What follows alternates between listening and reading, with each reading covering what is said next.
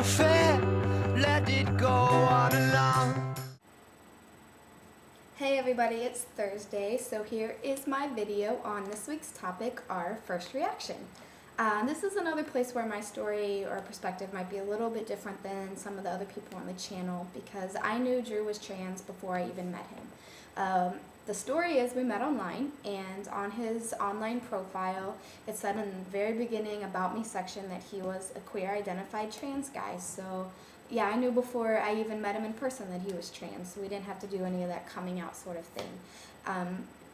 When I drove down to meet him in person for the first time, he was sitting outside on his porch waiting for me because I wanted to make sure I got the right house and didn't, knock on some strange person's door. Anyway, I pulled into his driveway, and when I saw him in person for the first time, my first reaction was yes. Absolutely, yes, sir. To be specific, I would say it was a very positive reaction, and we've been together ever since. And that's all I'm going to say about that, because my dirtbagness can remain private, but my first reaction was very positive to Drew. Moving on.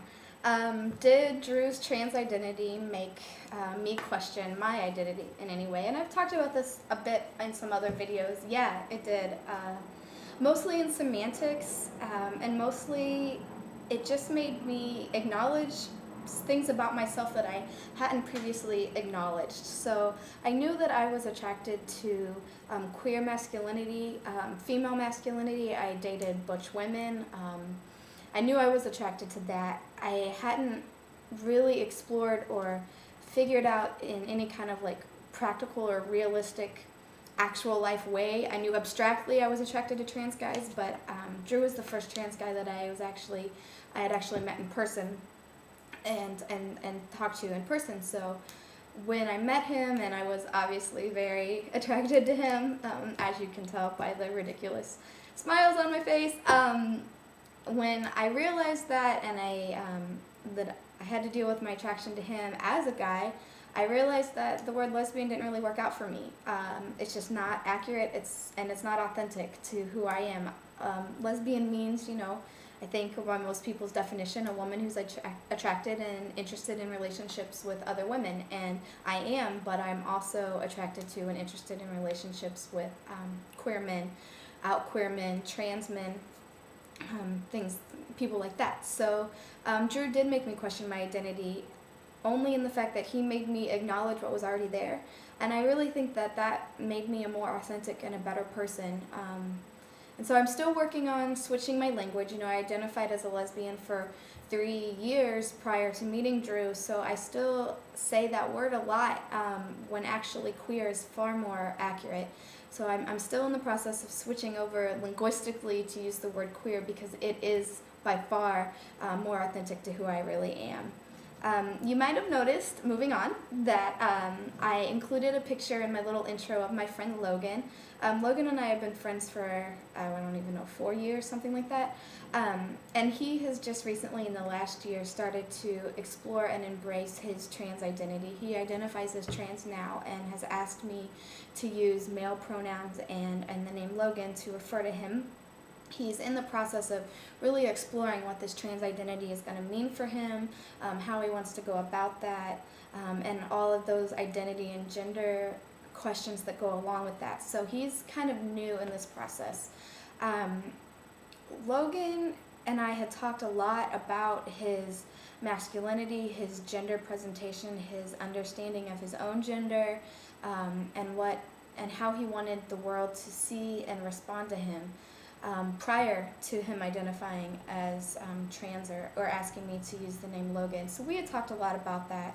I think about 2 months ago he sent me a text message, because we live states away from each other now, saying, yeah, I really think I do want to be a boy.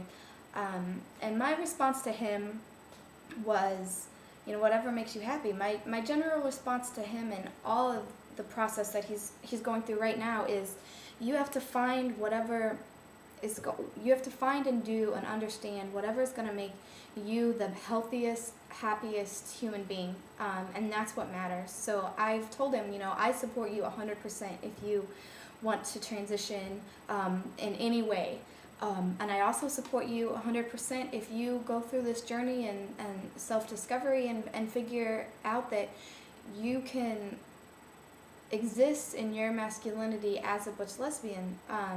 I support whatever he wants to do, which I know a lot of the people on the channel have talked about that as advice, is to just be supportive of whatever the person you love feels. And that's kind of my reaction to Logan. So my advice for other people who have people in their lives who are trans or might be beginning to transition or thinking about transition is basically to realize that there's not one way to be trans. There's not one way to transition. There's just, it's so different. It's different for every guy and for every woman who would be a trans woman.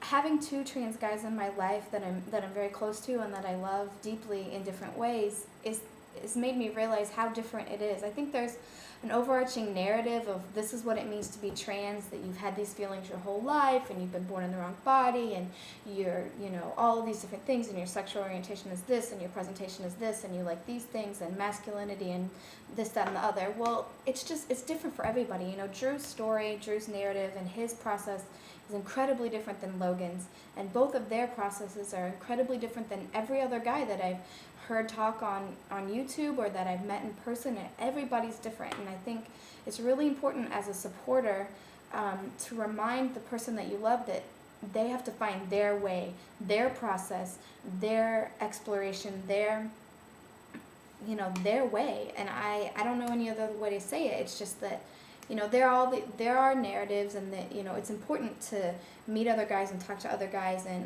get information about how other guys have done it, but it's also really important to know that you have to find what works for you, and whatever works for you is how you should go about things.